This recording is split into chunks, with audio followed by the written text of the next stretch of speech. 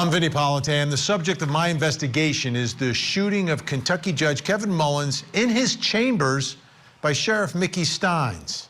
And now, new allegations against Judge Mullins has everyone wondering what was going on in this small Kentucky town. Here's the story. Sheriff Mickey Stines was a pillar of Letcher County until September 19th, 2024, when he walked into Judge Kevin Mullins' chambers and executed him in cold, shocking violence. Surveillance video captured Stines firing 8 shots, even as Judge Mullins cowered behind his desk, sealing a betrayal that stunned their small Kentucky community. Stines abruptly surrendered, his reputation in ruins. In the days before the shooting, he appeared emotionally frayed and subdued during a deposition tied to a civil lawsuit accusing his deputy of courthouse sexual misconduct. That misconduct took place in Judge Mullins' chambers. This shocking fact has many wondering about the extent of this sexual misconduct and exactly who was involved in the abuse of female inmates. Another layer of this scandal in the judge's chambers. From the beginning, this has been a story within a story. We knew there was so much more to what was going on in Letcher County. This civil lawsuit was also part of a criminal case for this alleged sexual misconduct, which was no longer alleged because there was a criminal conviction. Like, it actually happened in the judge's chambers. The same chambers where the sheriff shoots and kills the judge. Take a look at this. In 2022, Stines was listed as a defendant in a lawsuit regarding one of his deputies. Former deputy sheriff Ben Fields pleaded guilty to raping a woman on house arrest that he was assigned to monitor. According to court documents, the victim claims that when she couldn't pay for her ankle monitor, Deputy Fields proposed an arrangement. The plaintiff alleged Deputy Fields took off her ankle monitor, and in meetups that followed, he forcibly had sex with her at the Letcher County courthouse using threats of arrest to coerce her. Now, the plaintiff in that civil case, which came after the criminal case, also sued Sheriff Stines, alleging negligent hiring, training, and supervision of Deputy Fields. Now, let's go back to the location. Where is this taking place? It's taking place in the judge's chambers, this scandal. Which brings us to the first question in our investigation, which is about the judge, the victim of the shooting. Was Judge Mullins involved in the sextortion scandal? The scandal involving a deputy in his chambers. All right, here to help answer that question is former inmate Ty Adams, who's been speaking out about the alleged sexual misconduct by Judge Kevin Mullins himself. Ty, first of all, thank you so much for being here. And thank you for being strong enough to talk about this stuff, because a lot of people would just want to erase it, run away from it, and we appreciate you coming on here. Did we lose her? There she is. Okay. I'm sorry. I don't know what just happened. My phone went nuts. That's okay. All right, Ty, first of all, let's talk about the judge. How long have you known, or did you know, Judge Kevin Mullins? Since I was 16. Okay, under what was the context of you meeting him when you were 16 years old? I had a position at the Commonwealth Attorney's Office. My sister worked for him, for Edison Banks. And Mr. Mullins was the assistant Commonwealth Attorney at the time. And I had went over to his office to learn how to take a deposition, the first encounter that I had with him. So it was an employment situation? Yeah, kind of. But like I said, I was underage. It wasn't really a formal job. It was kind of like just informal training for me. Okay. In office management, filing, things like that. Yeah. And what happened at 16? At some point, did this become what we're talking about here, inappropriate behavior? The first time that I was alone with him. Yeah, the first time I was alone with him was the first time that he was inappropriate with me. And he had me give him oral, and he paid me for it. And he told me to clean myself up and not to tell anybody. And he said, clean yourself up. What do you mean? And does he that mean just like... began.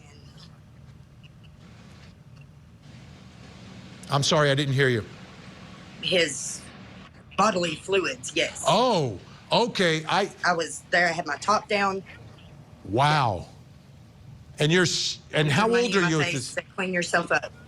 How old 16. are you at this time? I was 16. Okay. So he's not a judge at that point. No. What do you do after this happens? After this incident, 16-year-old girl.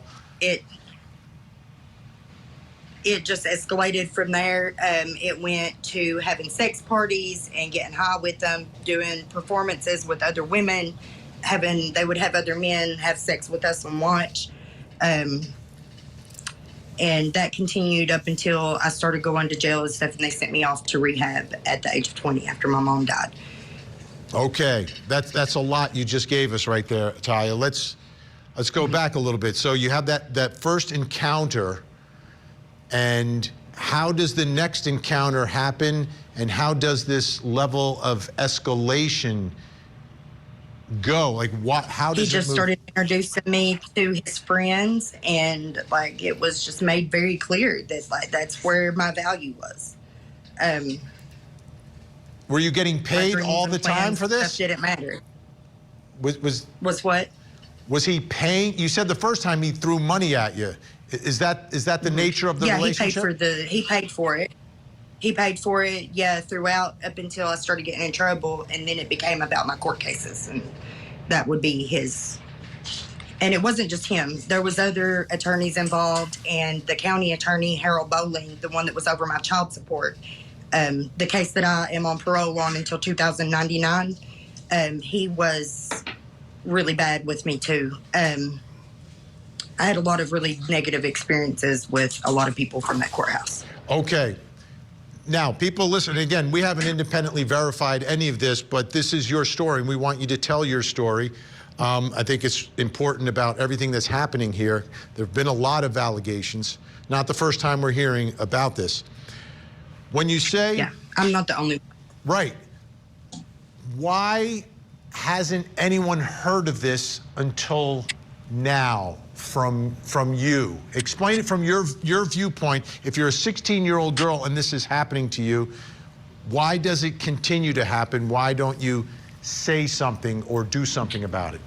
We were groomed for that. They taught us that that's what we were there for. It was so normal. And like the sex part of it, that is really the least of the problems here in Letcher County. It's the way they abuse their power and the things that they do to men and women alike, and families and innocent children, just to keep their secrets. Now, when you say they, I don't want you to name specific names, you don't have to, but what type of people are you talking about when you say they? Because I understand Judge Mullins, I know who he is. When you group them together, why do you group them together as a they? Like, what type of people are we talking about? The higher-ups of Letcher County. It's the other attorneys, the people who work in the jail. It's the whole system, courthouse, basement to roof. And pretty much in the buildings surrounding, too. There's a lot of, like, other attorneys and even some, like, doctors and stuff in town that are involved in these parties that they would have, and in the various things to different degrees. Okay, you mentioned parties. Describe to me where that would take place, how it would happen. Again, without naming names, but like who would be there, how many people, a few more details about that. Like I understand the concept, but I'm trying to understand how this actually occurred. I mean, it would vary. They had different places, residences, apartments that were just like sex rooms, you know, with swings and mirrored ceilings and Whoa. things like that. Is this all There's more than one of those. Is this all in town? This is all done? No, and in surrounding counties too. Other places as well. Now, Yeah.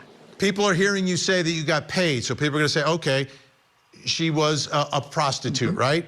The other women or girls, if they're underage, were sex workers as well. So was everyone a sex worker versus someone who is up on charges, who is trying to make sure is not necessarily getting paid anymore, but is getting some sort of favoritism or treatment by the system that is kind of holding that over you? How would you kind of break down that division of people, sex workers versus people being extorted for sex?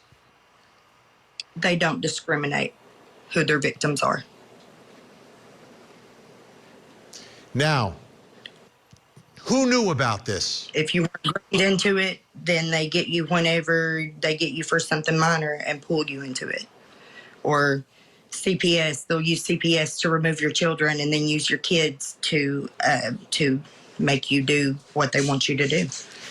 So what you're saying, what you're alleging here is that it goes beyond the drug court program, right? Where people who are unfortunately addicted to drugs and they're trying to get treatment and, you know, maybe getting out on ankle monitors, et cetera. It's not just the drug court. You're saying it's a wider spread problem here? Yes. And they would, they use the ARC program as well. And they have people that would like come out and get people to relapse. Like, this is all documented. It's already proven that they've been doing this for a long time to set people up and get them back in trouble with their probation and parole and stuff. And then we just recently found out that they've been extending people's parole sentences even after your time is served out. They're extending your parole indefinitely. And drug court is a sentence in and of itself.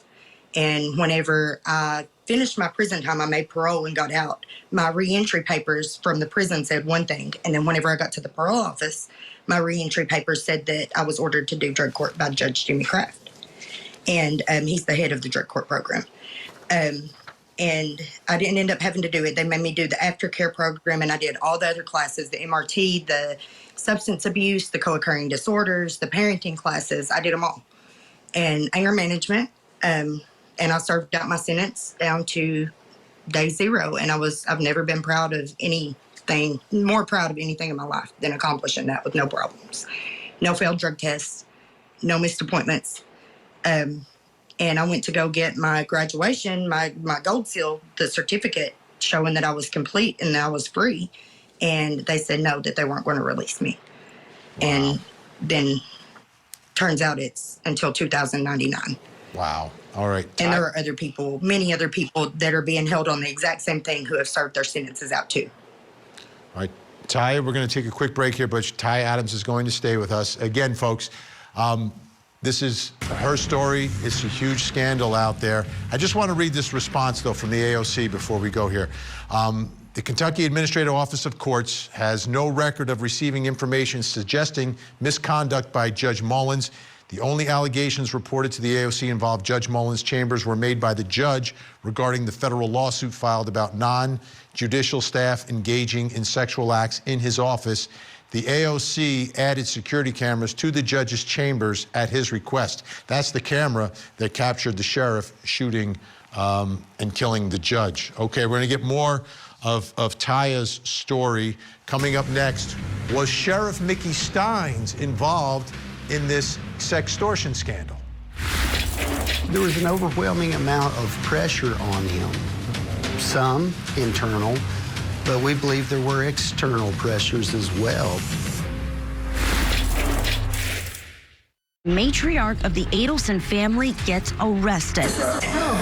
Donna Adelson is facing charges of murder, the death of her former son-in-law, Dan Markell. Prosecutors say a bitter child custody battle was the motive for the murder-for-hire plot. Now that Donna has turned into a defendant, what's next for the Adelson clan? Now that the ship is really sinking fast, blood doesn't matter that much. The Matriarch Mastermind Murder Trial. Live coverage weekday mornings, only on Court TV. But you saw the video of the judge. Any other videos that you actually saw? No. They say that the Sheriff Mickey Stines is involved. I don't know. Who said that? Chad, he said he had videos with Mickey. Mickey used to do the same thing when he was over house arrest. That's another one of the accusers talking about the judge and talking about Sheriff Mickey Stines and their connection to this sextortion scandal. And that brings us to the next question in our investigation, which is about the man accused of murdering the judge. Was Sheriff Mickey Stines involved in the sextortion scandal? Was he a part of this? Was he one of the higher-ups involved? Still with me, former inmate Taya Adams, who's been speaking out about the alleged sexual misconduct by the judge here. Taya, again, thank you so much. Was Sheriff Mickey Stines involved in any of this? I don't know. I know that he was never inappropriate with me sexually. He was always just professional with me. Like, he was firm, and he's taken me to jail before and stuff, but he's never crossed that line. So I don't know like what else he might have been involved in, if anything, but not with me or anybody that I'm close friends with. Okay. Now, from your perspective, is there any way that the sheriff of Letcher County wouldn't know about what you've told us about, these sex parties and other things that are going on? No, there's no way he didn't know. Everybody knows. Everybody knows. It's common knowledge out there. Mm-hmm. There are hundreds of victims. That's not an exaggeration. Let me ask you this. I want to get back to the judge for a second. At any point, were you with the judge when he was a judge? You told us the story when you were a teenager and he was one of the lawyers. How about as a judge? Yeah. Yeah, I've had many court cases that I've had to deal with him in a personal manner to deal with. And what happened? Favors for diversion, favors to pay a fine off, take care of a ticket. I mean, when and where would various things. Would these favors be paid? In the chambers, somewhere in the courthouse. There's rooms all over the courthouse that I've been taken to over the years. I've met him like at the strip job in Whitesburg, different places of residence. And at the courthouse, daytime, nighttime, when? Mm-hmm. Both. Like during the business day, while people are engaging in business in the courthouse? There have been times, yes. Wow. And when was the last time you had contact with Judge Mullins? 2022, I think is when it was. It was right after I got out of prison. I hadn't been out very long. Yeah. And where was it that time? Was it in chambers? Was it somewhere else? I went to see him at his chambers, and then I met him later somewhere else at the strip job. Do you know if the camera was in chambers at that point? I don't know. I don't know. I seen him on the outside. Like, there's a door that goes out the side of the courthouse that him and the others would go outside and stand and smoke a lot, like in between court and stuff, like after lunch or whenever throughout the day. And that's where I met up with him that day. That last time I saw him there at the courthouse, I didn't go inside other than to be in the courtroom with my daughter. And then I spoke to him. I spoke to him before and after outside, and then I met up with him later on. Let me ask you this, Ty. What was your reaction? What went through your mind when you heard that the sheriff had shot and killed the judge? Finally, somebody has to look and see what they're doing here. They can't look away anymore. We have a chance to get help. Are you involved in any civil lawsuit or anything at this point? No. Has anyone from the state? I just want my freedom, and I want these people to be able to get their kids back and have a better chance at a future. We just want our freedom and our kids. We want to be able to rebuild and to heal. Has anyone from the state police or the attorney general's office or from the federal government spoken to you about these allegations? No, and we've been trying to get word out for a very long time. The attorney general was approached and he just kind of blew it off. There's a video of that interaction floating around on social media. As far as the state police goes, you don't trust the state police. You don't trust many of the cops here at all. But I just heard recently that Mickey tried to go to the state police to have them open an investigation, and he was told no. So. And what are your thoughts about? What are your thoughts about the sheriff? He's my hero. I mean, I'm sure that he's not a perfect man. Nobody is, but he's my hero, regardless. Taya, I want to conclude here because you know your story a lot better than I do. Is there anything I haven't asked you that you think is important that folks who are watching tonight or people who are listening tonight should know? Yes, we are still in danger. We are suffering from retaliation. There's been people who have lost their life over this. We need help. We need help from the outside. We need attorneys. We need people. We just need help. And something else, like I said, for what we're planning to do with the future is we're planning to start something called Lexi's Place. And it's just to give a little piece of land and the resources and volunteers to build homes for these women who have been victimized by Letcher County. So that's our big project. Ty Adams. Finding healing and moving forward so they can have a chance to get their kids. Thank you for sharing your story. Please stay safe, and we may be speaking to you again because this story, I think, is just beginning. Ty Adams joining us tonight. And again, folks, I have to remind you, we at Court TV have not independently verified any of these allegations, but when you talk about allegations of public corruption, it's important. It has to start somewhere, the discussion at least. These are allegations that are being made. We'll see if there is an investigation. If there is, obviously we will cover it. But there's already somewhat of a connection to the shooting of Judge Mullins, and that's what we're covering up next. How is the sextortion scandal connected to the shooting?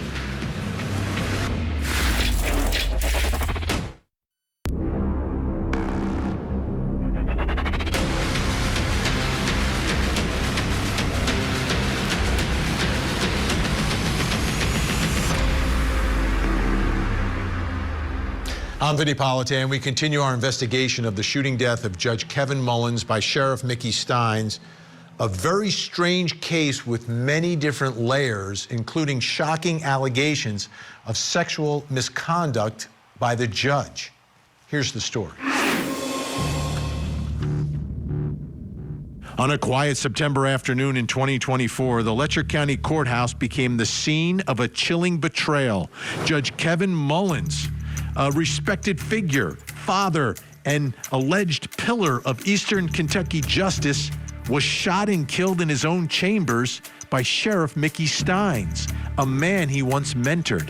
The attack was swift, violent, and unthinkable. Mullins was struck multiple times, collapsing behind his desk. News of his death rippled through the community like a shockwave. Courtroom staff wept openly. Sheriff Stines surrendered moments later, stunned and trembling. What drove the sheriff to such darkness remains tangled in whispers of courthouse corruption, personal grievances, and fear.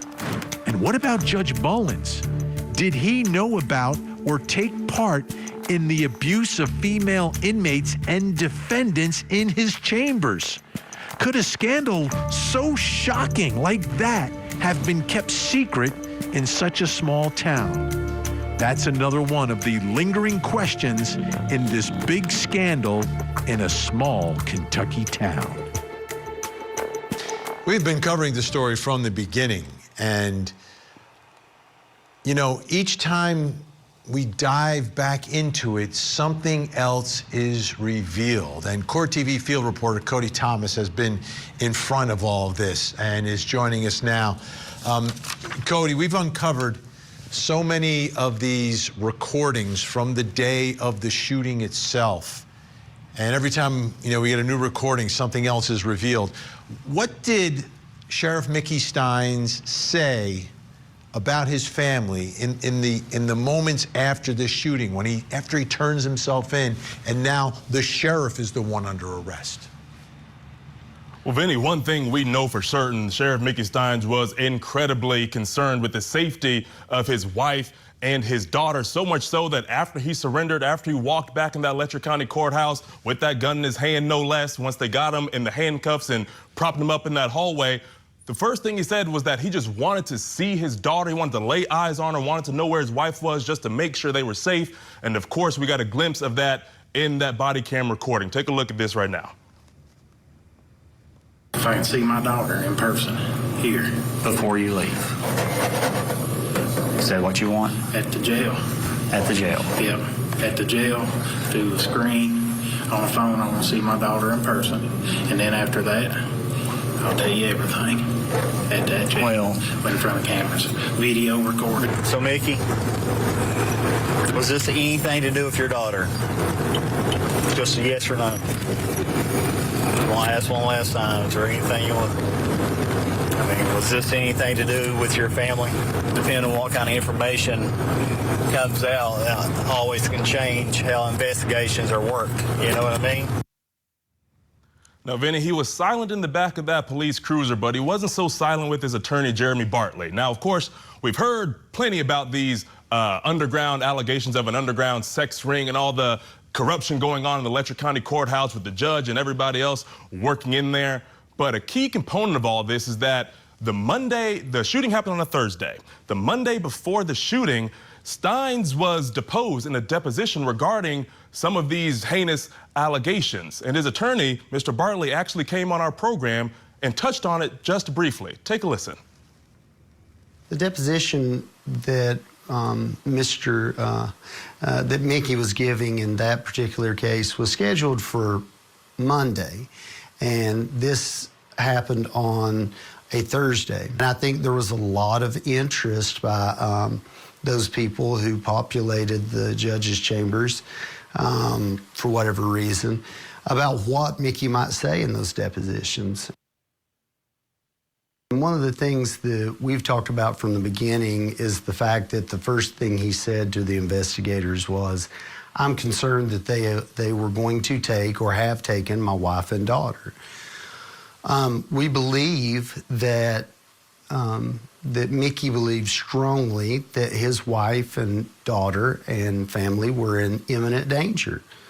Now, we believe at the same time that the pressure and anxiety and other factors that I'm not going to discuss tonight, we'll leave that for another day, but we believe that his mental health had been impaired and certainly was accelerated due to this civil deposition. Now, Vinny, of course, we don't know what was said in that deposition, but there was clear concern by Sheriff Stines for his wife and daughter. And we also heard Mr. Bartley there touch on Stines' mental health. Early in August, Bartley filed a motion to have Stines' psych evaluation unsealed by the court. But as of today, as of tonight, that is still sealed by the court, or it is still sealed, not unsealed. All right, Cody Thomas, thank you so much. It's a lot there, right? So he's deposed, and the deposition is all about the sextortion scandal. That's on Monday. This happens on Thursday. He's concerned about his family after the shooting. Brings us to the next question in our investigation. How is the sextortion scandal connected to the shooting?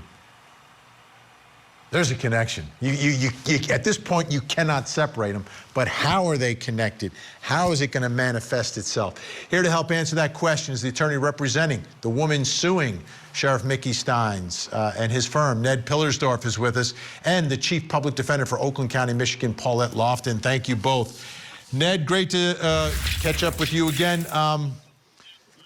What are your thoughts about this connection? And I want you to put it in terms of not just the deposition, but what we just heard in the first half of this program, some of the allegations that this is a wider ranged type of scandal that we're talking about. Do you think it all has something to do with the shooting, and is there a connection here? Whether there's a connection is a mystery. I was present when my co-counsel took Mr. Stines' deposition on Monday.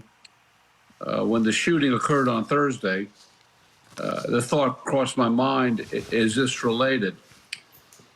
Keeping in context, we had filed the lawsuit, which was a sweeping lawsuit.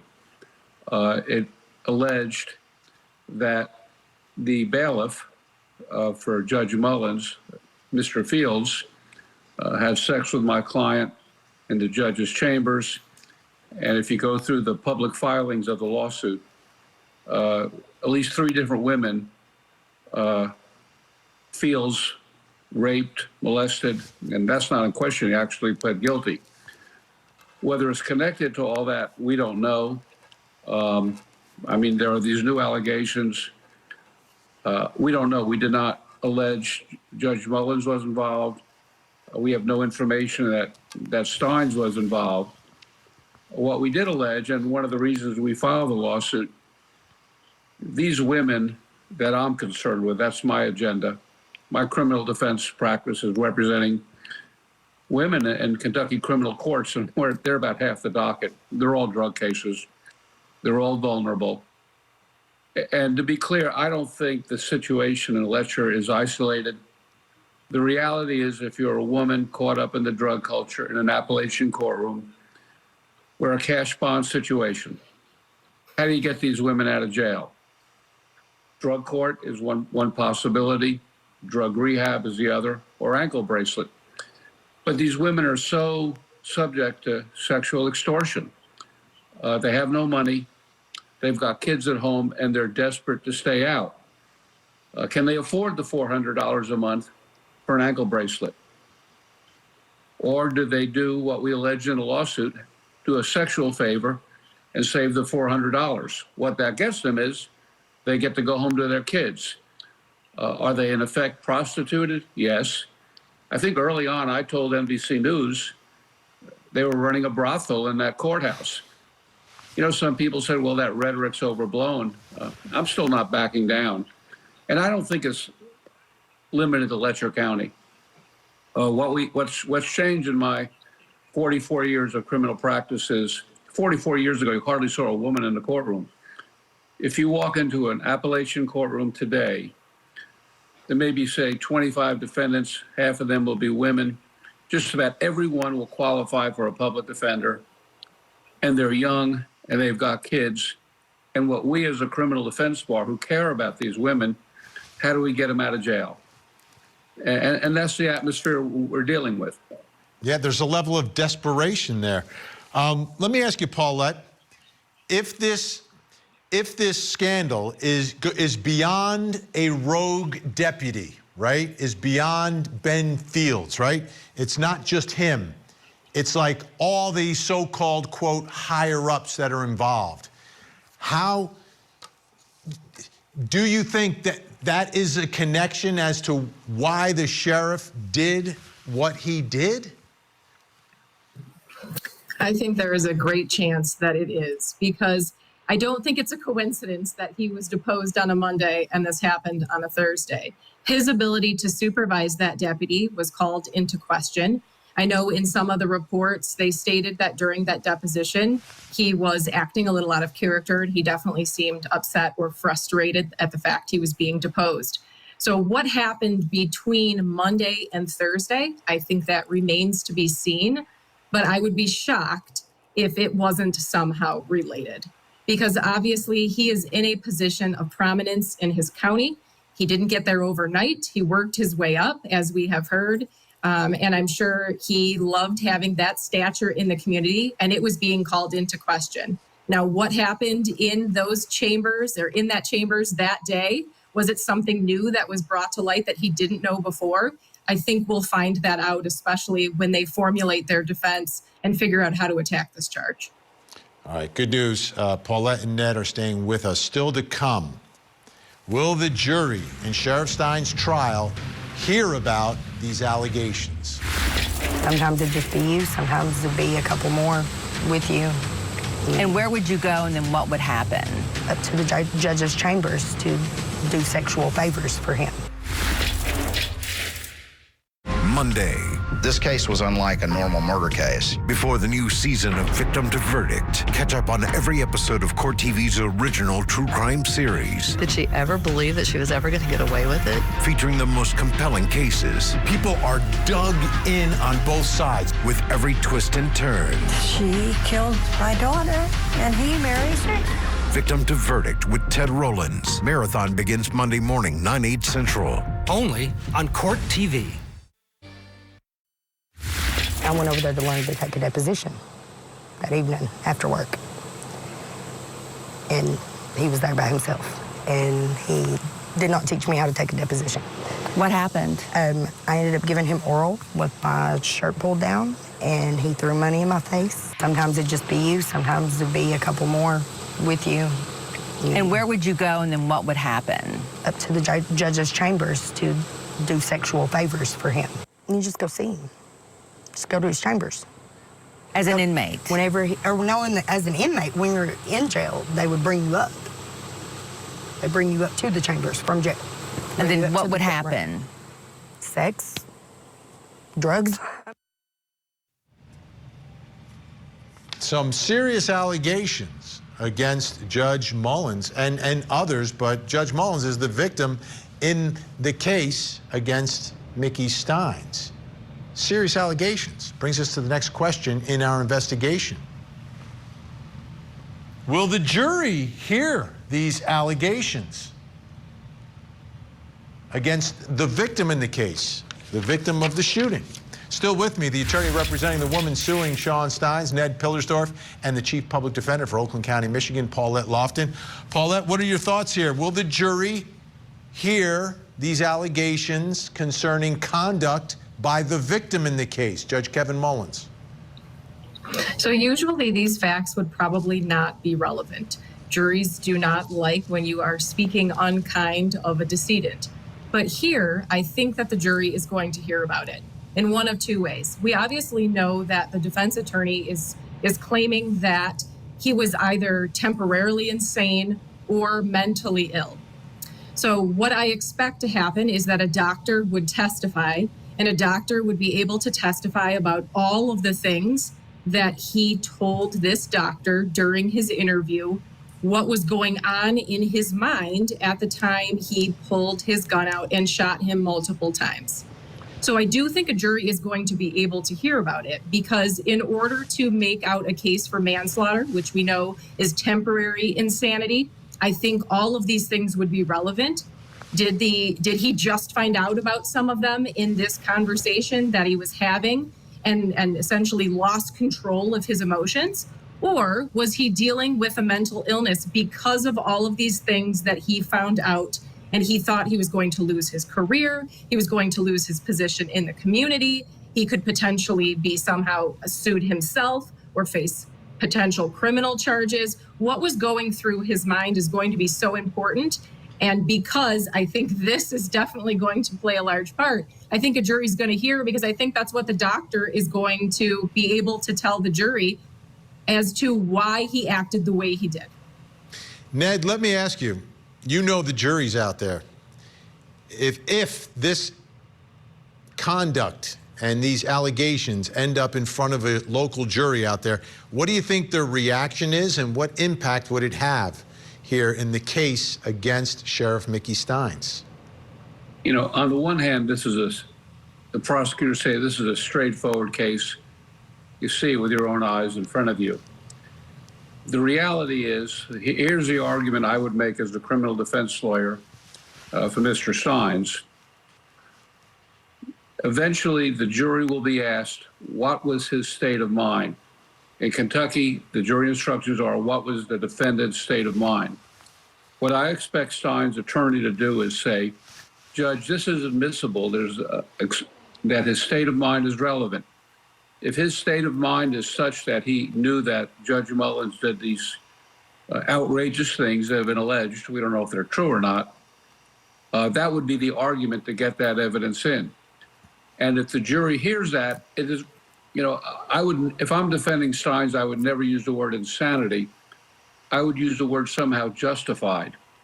Or there's another expression called jury nullification. It typically comes up in, I guess it most commonly comes up with the abused spouse finally fights back after years of abuse and kills the abuser. It's not so much a self-defense case, but it's almost like the deceased was acting so badly, the jury doesn't mind that he got eventually what he was coming to.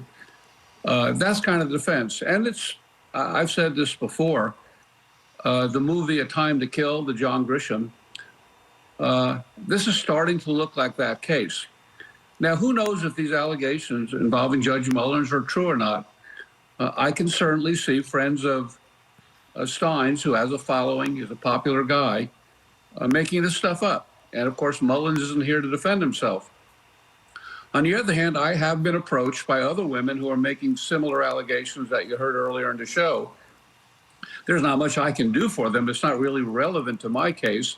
And actually, I simply, if they want to talk about it, I actually told them to go ahead and contact Mr. Bartley, who's representing Mr. Sheriff Stines. Yeah, it does make sense. So, Paulette, in the end, this is, and I think Ned did a great job there saying it's a very simple case on the one hand. On the other hand, it's anything but simple, all of this. It gets very layered, very complicated. Do you think anything comes of all of this? Does this become much bigger than, it's a horrific crime that's been alleged, but does it become something bigger if these allegations do bear out in some form? I think so. Definitely the previous guest that you had on, if more women are feeling comfortable coming forward now because this judge is deceased, the sheriff is in jail, maybe they feel that what they have to say would be more readily accepted. If more women come forward and there's more of an investigation, then I definitely do think this case could have a turn that no one really expected. Yeah, it's unreal. Never seen anything like it. Ned Pillersdorf, Paulette Lofton, thank you so much. Appreciate your time, insight. If this alleged sexual misconduct had been happening over the course of years, as has been alleged by some, it's beyond outrageous. I mean, this undermines the trust and sanctity of our system. And anyone with knowledge of it who permitted it to continue should be nowhere near a courthouse administering justice or making arrests. The question is, will these allegations make their way into Mickey Stines' trial? I'm Vinnie Politan. We'll keep digging for answers as the investigation continues.